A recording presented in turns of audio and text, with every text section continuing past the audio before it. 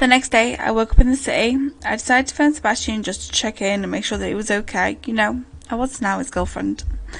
He then invited me back to Piece of This because it was our little spot. This is where he asked me to be his girlfriend. After grabbing a pizza, we then went to speak to Detective Hawkins about the night before and update him on some things that they knew because Hawkins had no clue about anything. After we came and spoken to Hawkins, we then decided that, we would just disappear back to the hospital because we needed to sort out this whole 𝚀𝚏𝚒𝚡 business. As we was walking away from the PD, somebody had yet again took another photo of us, but we still had no clue who was the mysterious photographer.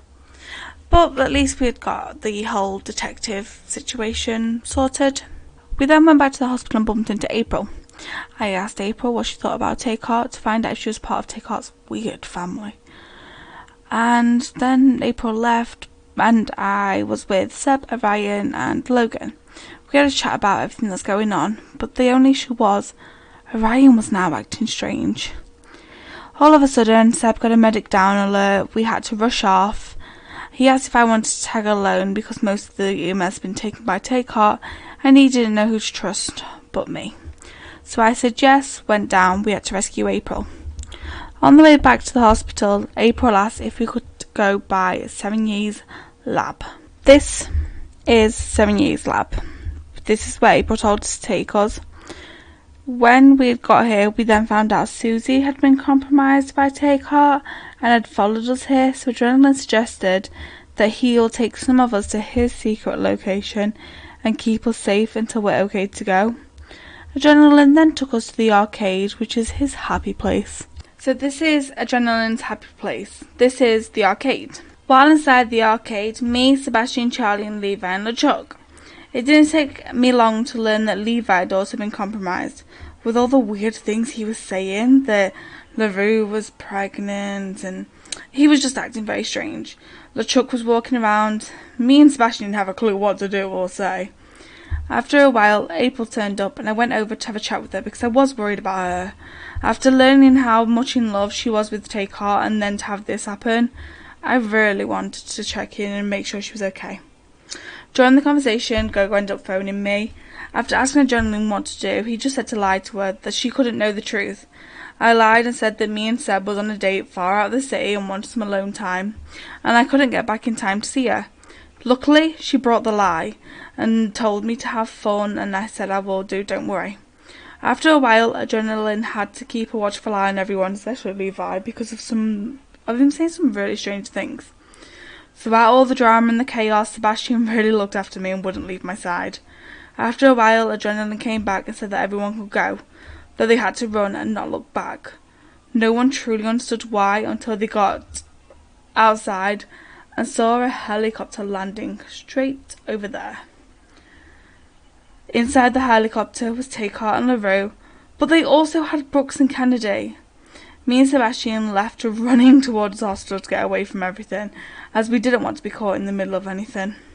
After arriving back at the hospital, we got the car and we went to fetch Gogo before going for a drive. We ended up arriving at Benny's.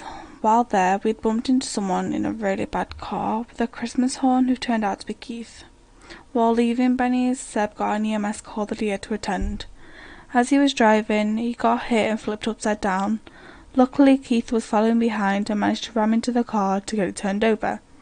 As they arrived to the location of the call, they couldn't find whoever was downed. But Seb was needed at another call and they had to rush back to the hospital, as it was Levi who was needing help because of a gunshot. As they all arrived back to the hospital to look after Levi, I stayed in the lobby and saw Keith driving to the hospital. I knew I needed a photo as proof. After taking the photo, LeChuck came out to tell Keith that this was a hospital and not a parking lot, and that he needed to take the car outside of the hospital. Keith then parked the car outside and ended up coming back into the hospital on foot and disappearing. Once Levi was stable and it was okay for Seb to leave, he then came and grabbed me and Gogo, and we all went back to Benny's to finish what they had started doing earlier the day before, all the EMS calls. While at Benny's, Keith came back again and started blasting his horn again, to which I thought it was funny because I love Christmas, but Gogo and Seb was getting annoyed.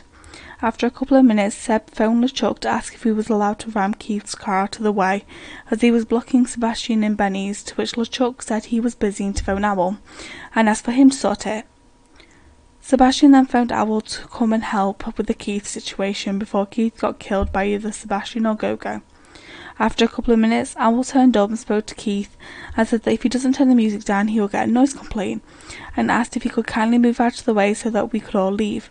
Not long after that, Keith managed to move and we all went on a drive. Once arriving at Pillbox, Sebastian left to go to bed, and Willie phoned asking if he could tag along. Me, Willie and Gogo went to Pop's Diner to the beach again for a while. We spent a couple of hours there. On the way back home, Gogo and Willie ended up having a bit of an accident, and I had to phone Owl for help. Owl came and collected them too, while I started driving back to the hospital. On the drive back, I came across a police car with the other two in, but no driver. I then saw Owl down, went to fetch him, and now I had to drive all three of them to the hospital. After that being the most eventful day I've had, I decided to call it a night and went to bed. Thank you for watching today's part, and I will see you tomorrow for the next part. XOXO, Ellie.